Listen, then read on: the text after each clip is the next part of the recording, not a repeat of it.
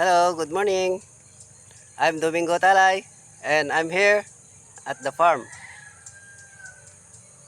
I'm here in Palanan to doing farming of moringa and uh, raising goats.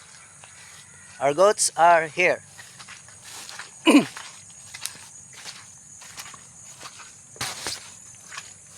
Our goats, this is their place.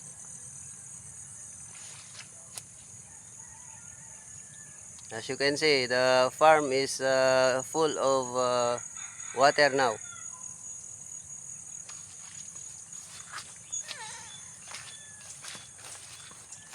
I'm going to clear the weeds around here up to there.